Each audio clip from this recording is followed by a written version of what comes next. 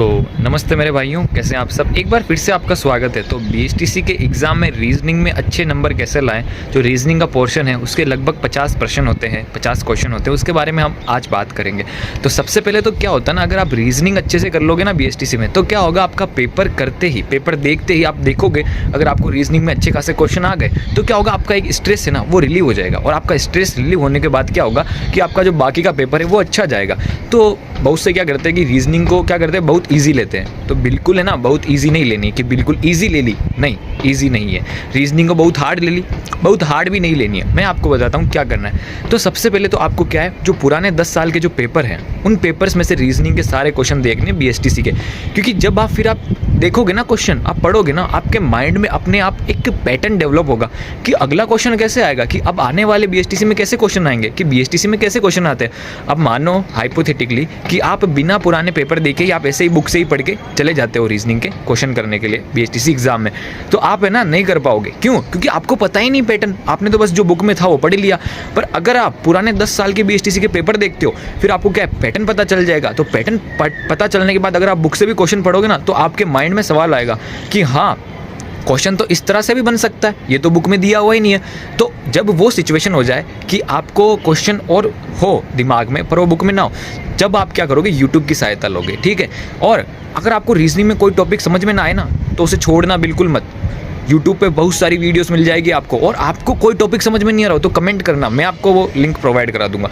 जो टॉपिक आपको समझ में नहीं आए आप यूट्यूब पे देखना। यूट्यूब पे बहुत से अच्छे अच्छे टीचर्स हैं रीजनिंग के, जो है ना ट्रिक्स के साथ छोटी सी 10 मिनट की वीडियो में आपके कॉन्सेप्ट क्लियर कर सकते हैं, तो उनको देखना, ठीक है। तो रीजनिंग में अभी तक जो मैंने बोला, उम्मीद करता हूँ कि आपको समझ में आया होगा। मेरा हाथ दुखने लग गया पकड़े पकड़े, है ना, पर फिर भी ठीक है।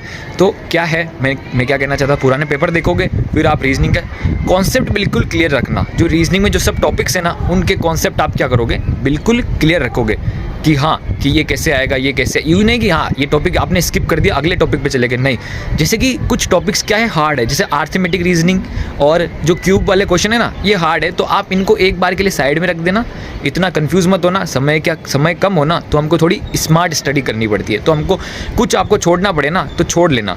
पर मैं यही कहना चाहूँगा कि 50 में से आपको 45 क्वेश्चन रीजनिंग में सही करने हैं, जिससे आपका स्ट्रेस भी रिलीव होगा और बहुत अच्छी बात होगी है। तो क्या करोगे, आप पुराने क्वेश्चन देखोगे पेपर्स में से, फिर आपको पैटर्न पता चलेगा, फिर आप पढ़ोगे, फिर आपके माइंड में सवाल आएगा कि ये क्वेश्चन तो मेरे को समझ में आया ही नहीं, ये चीज़ तो मेरे को समझ में आई नहीं बुक से। तो सॉरी है ना, एक मिनट के लिए सॉरी।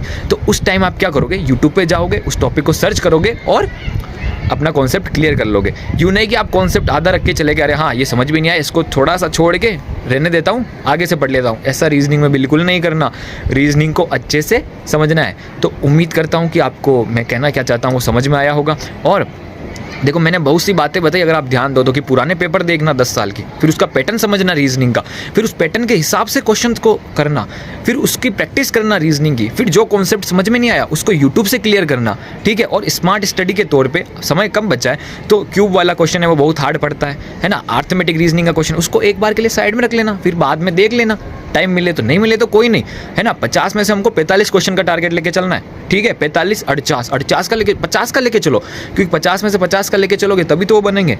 तो उम्मीद करता हूँ कि अगर आपने मेरे शब्दों पे ध्यान दिया हो तो मैं क्या कहना चाहता हूँ आपको